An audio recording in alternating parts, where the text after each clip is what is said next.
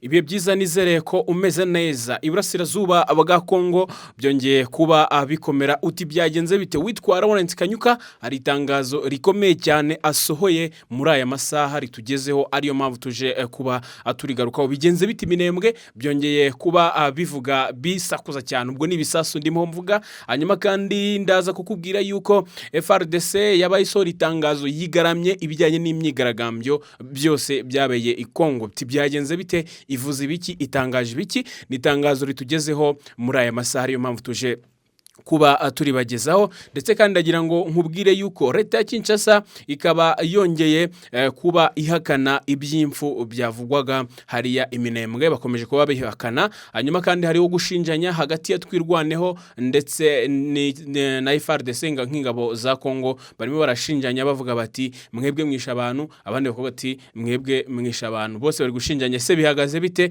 biraza kubarirwa kuri nde? Reka tuze tubigarukeho muri aya makuru. Hanyuma kandi ndaza kukubwira ko witwa Trump yongeye kuba ahagarika operasiyo yarafite yo kuba yakohereza ingabo mu gihugu kimwe. Ndaza kukubwira ariko ibi ngibi yaragiye kubikora mu ibanga. Ni ikihe gihugu yaragiye koherezamo ingabo za Amerika mu ibanga rikomeye, ariko akaza kuba ahagarika iyi operasiyo. Hanyuma kandi Abarabu bashyize hanze ibanga rikomeye bakoresheje kugira ngo Iran ihagarike intambara. Se byagenze bite? Bayiteye ubwoba, bayihaye amafaranga, byagenze bite? Reka tuze tubigarukeho. Hanyuma njye ikaze muri aya makuru. Nitwa David Nigena, ninjye tugiye kubana muri aya makuru. Nizeye ko kanze subscribe kuri La Difference TV, ahantu honyine ushobora kubona updates zigiye zitandukanye. Twibanda ku makuru yo mu karere k'ibiyaga bigari muri rusange, tukajya no hakurya y'inyanja tukareba ibirimo biravuga. Nyemerero tudatinze n'ubundi mwikaze muri aya makuru tugiye kuba tuganiraho, by'umwihariko aho tuza guhera mu karere k'ibiyaga bigari. Nari maze kukubwira uko bihagaze hariya Iminembwe. Iminembwe byongeye kuba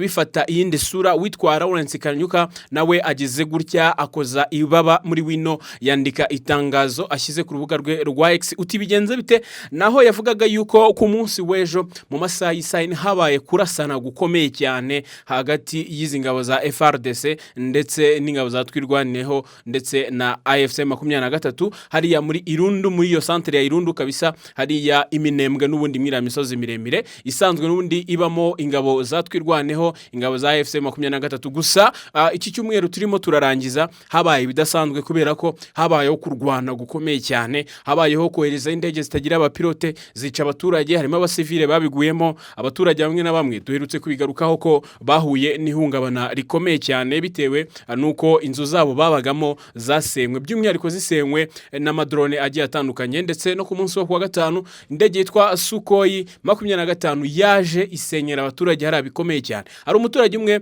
wari utuye hariya muri twa duce twa Minembwe, yaramaze iminsi n'undi ahimukiye nyuma yuko naho yaravuye bari baramusenyeye n'indege. Hanyuma naho yimukiye Sukhoi iza kuba imusenyera, byamuteye agahinda gakabije, dore ko bishobora no kumuviramo trauma. Nibyo yagendaga atangaza muri rusange. Siwe gusa n'abaturage bari kurasirwa hafi aho ngaho y'ibyo bice bya Minembwe mira misozi miremire, nabo bari guhura n'ikibazo gikomeye cy'ihungabana, bavuga bati ese nk'abanyamurenge dutuye hano muri misozi ya Minembwe, izi ntambara zikomeje kuba zitugeraho muri iyi misozi zizagarukira hehe? Se bazatwica kugeza ryari? Byose ubona ko bagenda babigarukaho mu bitangazamakuru bigiye bitandukanye, by'umwihariko ababasha kubageraho hariya mwira misozi ya Minembwe. Amakuru atugeraho rero nkuko n'ubundi Lawrence Kanyuka yaramaze kubitangaza, we yavuze ati rwose ntago tuzemera ko aya maraso y'abakongomani akomeza akumeneka uko byagenda kose. Ibi ngibi rero bigaragaza yuko AFC 23 ndetse na Twirwaneho bakomeje gufatanya muri intambara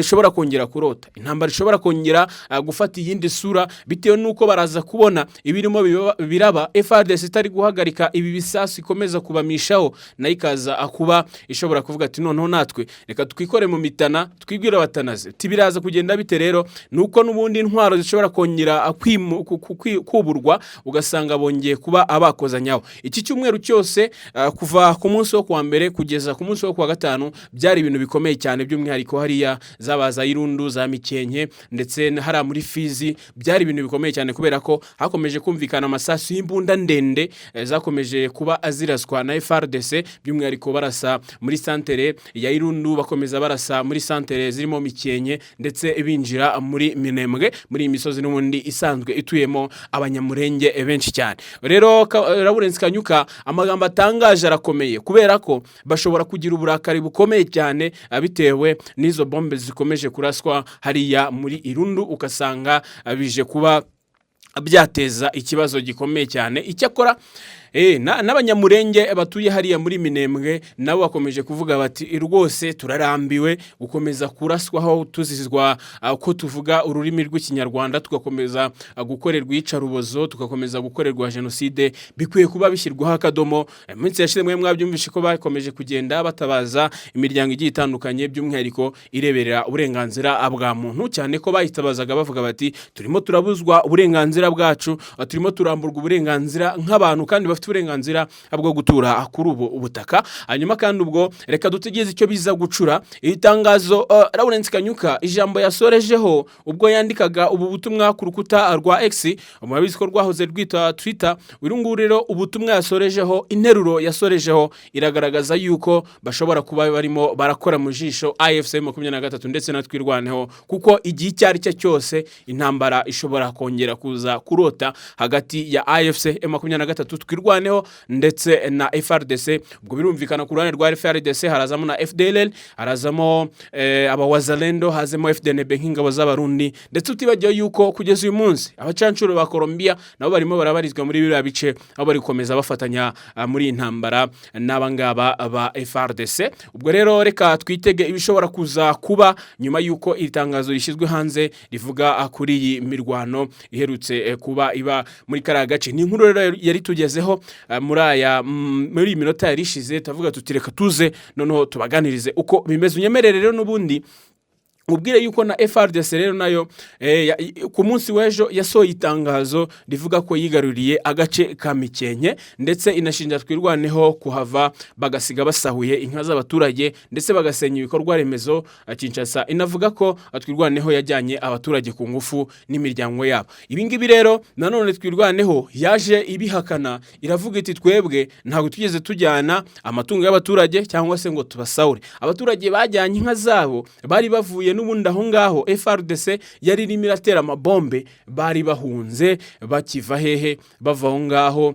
Coalition ya Kinshasa yari ije gutera ibisasu n'ibindi nk'ibyo. Hanyuma kandi bo bahungishaga inka zabo kubera ko n'ibintu basanzwe bamenyereye. Iyo FARDC wazareno n'abariya bakomeza gufatanya muri intambara, iyo bamaze kubarwanya, bamaze gutsinda AFC 23 nta kindi bakora uretse gusahura abaturage batuye muri ako gace bamaze kuba barwaniramo. Barabasahura bakabarira inka, uri kumva, n'ibindi nk'ibyo birimo no kubasambanya bafata ku ngufu. Ibyo ni ibikorwa byagiye bigaragara mu duce tumwe na tumwe tuba turi mu biganza bya FARDC, abawazarendo ndetse n'abandi basirikare bagenda bafatanya muri uru rugamba. Ibi ngibi rero twirwaneho yabisobanuye ivuga ko abaturage bakibona ko FARDC ariyo yongeye kuba igaruka muri Mikenke hadagifitwe na twirwaneho ndetse n'aba AFC 23, hanyuma abaturage bahise bashorera inka zabo bava muri ibyo bice, baragenda bavuga bati FARDC iyije ikazana n'abazarendo ikazana n'abarundi bitewe n'inzara baba bafite. Twahoze tubivuga yuko kubona umushahara bari ikibazo gikomeye cyane.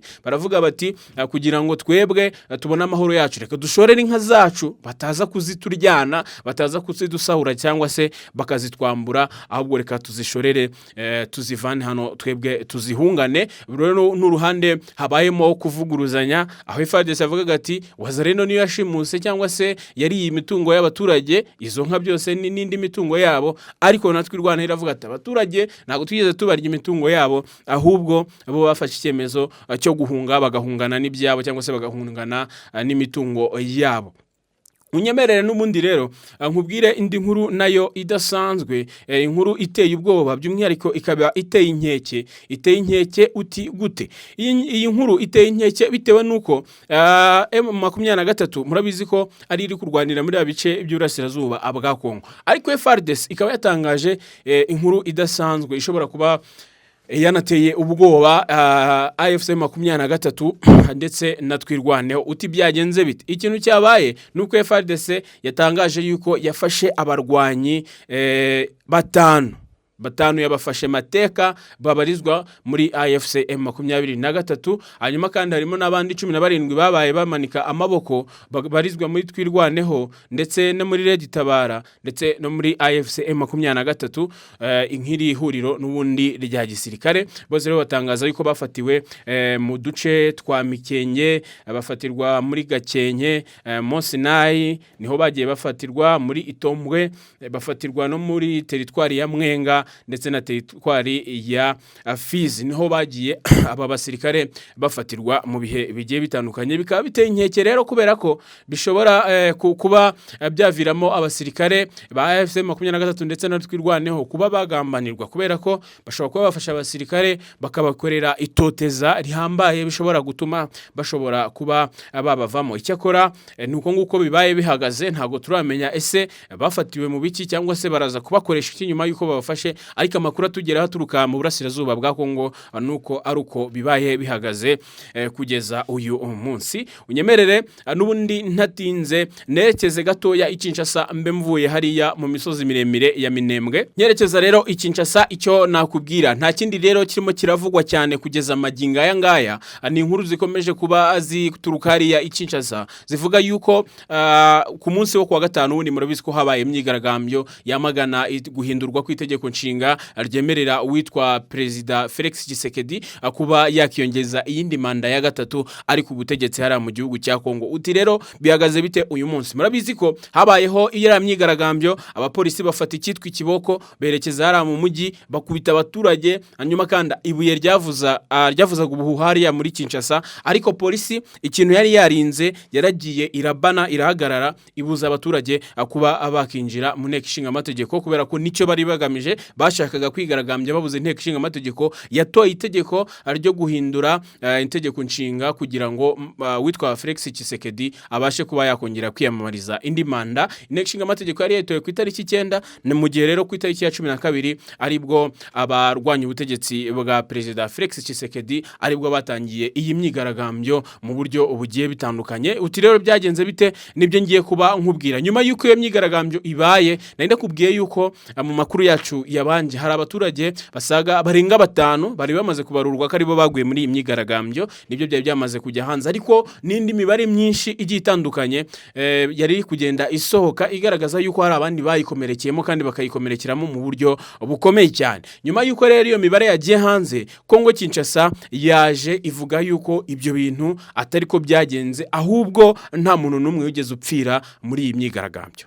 Uku rero nko kuvuguruzanya hagati ya leta ya Kinshasa by'umwihariko ku ishyaka riri ku butegetsi rya Perezida Antoine Felix Tshisekedi ndetse n'abarwanya ubutegetsi bwe. Bamwe baravuga bati imibare y'abarenga 5 ni imaze kuba yabarurwa, kariyo imaze guhitanwa n'imyigaragambyo yabaye ku munsi wo kwa gatanu, ndetse bakavuga yuko n'indi mibare myinshi y'abakomerekeyemo ikomeje kubarurwa aribo babaye bagira ibikomere bikomeye cyane bagiriye muri imyigaragambyo. Ariko leta ya Kinshasa yo ibyo byose yabiteye itwatsi rwose, iravuga iti nta muntu wigeze upfa, icyakora harimo abantu bakomeretse basaga 20 bonyine. Umbwira ukuntu muri ya myigaragambyo mwagiye mubona mu mafoto agiye atandukanye, mwagiye mubona mu mavideo agiye atandukanye, umbwira ukuntu haguyemo nta muntu waguyemo ariko agakomerekeramo abantu basaga 20 gusa. Byonyine nawe ukurikira La Difference TV mu mashusho ushobora kuba warabonye abarenga 20 bari bakomeretse,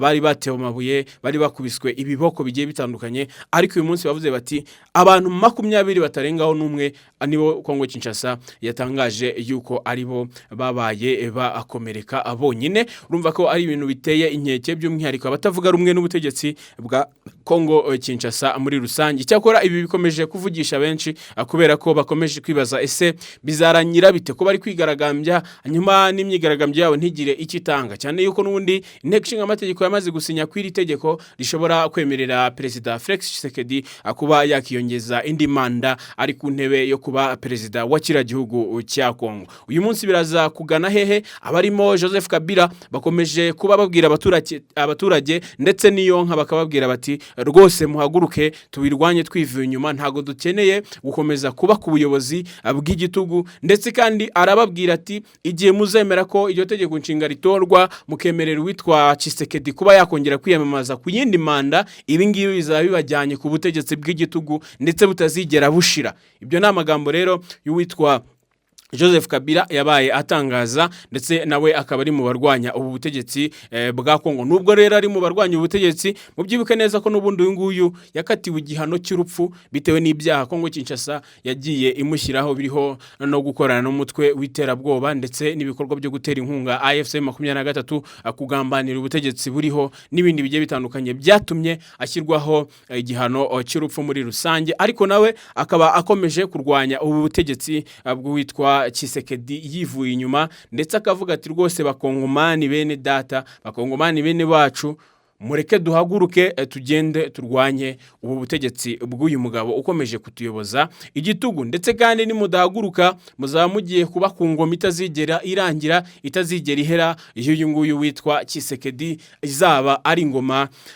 y'igitugu. Nyemerere kandi nerekeze muri Leta Zunze Ubumwe za Amerika, nkubwire yuko uwitwa Trump yakoze ikintu kidasanzwe. Uti yakoze iki? Uyu nguyu rero akaba yahagaritse operasiyo yo kohereza ingabo muri Irani mu ibanga. Perezida Donald Trump wa Leta Zunze Ubumwe za Amerika yahagaritse umugambi wari warateguwe wa gisirikare cyo koherezwa, cyangwa se n'umugambi wari warateguwe na gisirikare by'umwihariko bigizwemo uruhare na Perezida Trump, yari wo kohereza ingabo ku butaka bwa Irani kugira ngo azifate ububiko bwayo bwa uranium yongerewe ubushobozi. Ndakubwiye yuko rero Trump yagaritse uwo mugambi nyuma yo kuburirwa kw'icyo gikorwa cyashoboraga guteza igihombo gikomeye ku ngabo za Amerika no gukurura intambara ndende mu karere. Ikinyamakuru CNN dukesha ino nkuru ivuga ko abayobozi bakuru ba gisirikare muri Amerika bari bamaze igihe bategura operasiyo idasanzwe yo kwinjira muri Irani bagafata uranium ifatwa nk'iyakoreshwaga mu gukora intwaro za kirimbuzi. Amakuru agiye atandukanye avuga ko ku itariki ya 19 Gicurasi uyu mwaka wa 2026 umugaba mukuru w'ingabo za Amerika General Dan Kane yavuye mu nama ya NATO yari yitabiriye i Brussels mu Bubiligi, ajya ku cyicaro cya CENTCOM, akaba ari ubuyobozi bukuru bw'ingabo za Amerika zishinzwe burasirazuba bwo hagati i Tampa muri Leta ya Florida, aho yahawe amakuru y'ibanga ku byo Amerika yashoboraga kwigarurira uranium ku ngufu. Ibi ngibi rero abasesenguzi bagiye batandukanye ndetse n'abagenda bavuga ku mbuga nkoranyambaga zitandukanye batanga ibitekerezo byabo, bavuga yuko cyari kuba ari ikintu gikomeye cyane, bisa nkaho bari kuba bakuruye intambara itazigera ibasha guhoshwa hagati ya Iran ndetse na Leta Zunze Ubumwe za Amerika. Nubwo kugeza uyu munsi n'ubundi bitameze neza, kubera ko mu minsi yashize murabizi ko bari kurasanaho, Iran yahanuye indege ya Leta Zunze Ubumwe za Amerika yari iri kugenzura ibijyanye n'umutekano hara mu muhora wa Hormuz, hanyuma iza kuba yirasira ihanura mu kanya nk'ako guhumbya ako kanya yahise na Amerika nayo yahise isubiza Iran nayo irayirasa mu buryo bukomeye cyane. Hanyuma kandi muri ako kanya nkaho nta gihe gishize Iran nayo yahise yongeye itangaza yuko yongeye gufunga burundu umuhora wa Hormuz. Ibi byose rero bikaba bigaragaza n'ubundi umubano utari uhagaze neza ya Leta Zunze Ubumwe za Amerika ndetse na Iran. Icyakora mu masaha makeya baje kuba bavuga yuko hari inzira z'ibiganiro zikomeje kujya mbere zishobora gutuma ababumwe n'undi bashobora kongera kwicara ku meza y'ibiganiro bakaba baganira bakareba uburyo bashobora kongera bagafungura umuhora wa Hormuz, ndetse n'ibiganiro byo kuwufungura burundu mu buryo burambye bikaba byajya mbere. Nubwo Iran yaje kuba ibivuga yo kavuga ati nta biganiro byanyabyo cyangwa se bifite ishingiro birajya mbere, ndetse kandi Leta Zunze Ubumwe za Amerika hari ingingo zigiye zitandukanye zishaka kongera mu masezerano, ndetse kandi ibyo ntago twe tubikozwa. Iran irongera iratangaza mu gitondo cy'uyu munsi mu makuru yatugeragaho, Iran yavugaga yuko niramuka ibonye Leta Zunze Ubumwe za Amerika zishaka kuza noneho mu ntambara byeruye, iri tayari iravuga iti twebwe noneho tuzumva ni imitsi. Hano bimwe tujya tuvuga mu migani y'Abanyarwanda ati tuzarehembwa n'umugabo, bazavuga ati nose tuzapimana ingufu turebe uko bizaba bihagaze. None ubwo bose bakabishingiraho bavuga bati ufite igisirikare nanjye mfite igisirikare, ufite intwaro nanjye mfite intwaro, ufite ibi nanjye mfite ibi, ufite abakuri inyuma nanjye mfite abakuri inyuma, bose bakabishingiraho bavuga bati tuzumvana imitsi. Icyakora ibyo n'ubundi nawe Trump nawe yaravugaga ati rwose utushe gatoya hanyuma tuze kuba twakumvana imitsi. Unyemere n'ubundi rero ntarava hara muri Iran, ari naho ngiye kuba nsoreza amakuru nayo naguteguriye kuri aya masaha. ndakubwira yuko Iran yahawe amafaranga menshi cyane, ni amafaranga ya za miliyari z'amadolari yahawe kugira ngo ihagarike ibitero.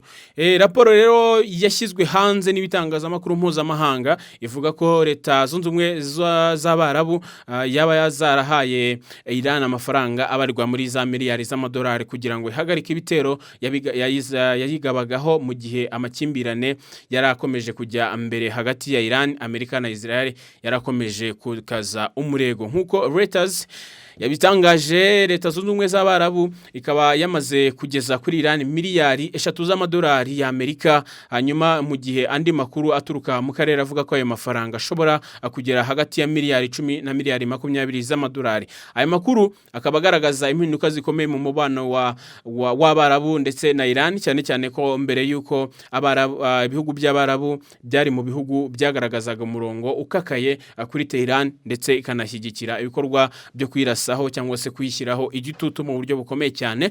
Raporo kandi ivuga ko mu minsi ishize leta zunze ubumwe z'Abarabu zakiriye bamwe mu bayobozi b'umutwe wa IRGC wa Iran mu nama yabereye Abu Dhabi, ikaba yarahamijwe kugabanya umwuka mubi no kurinda iki gihugu cyaba kimwe cyangwa se ibyibasirwa n'ibitero bya Iran. Murabizi ko leta zunze ubumwe z'Abarabu cyangwa se ibihugu muri rusange by'Abarabu bigiye bitandukanye byari bifite ibirindiro by'Abanyamerika bigiye biri muri ibyo bihugu. Iran yari yavuze ati igihe Amerika iragiye dushotora ikaturasaho turajya twohereza ibisasu ahandi naho hari ibirindiro bya Amerika tubirase. Ubu kandi n'icyo gihugu kizajya kibigenderamo. Ibyo ngibyo yari yabitangaje, ndetse bamwe ubwo babicaga amazi Iran n'ubundi yahise bikora, irasa nko muri Abu Dhabi ndetse n'ahandi yagiye irasa ibirindiro bya Amerika, ikavuga ati twebwe ntago tugomba gukinishwa.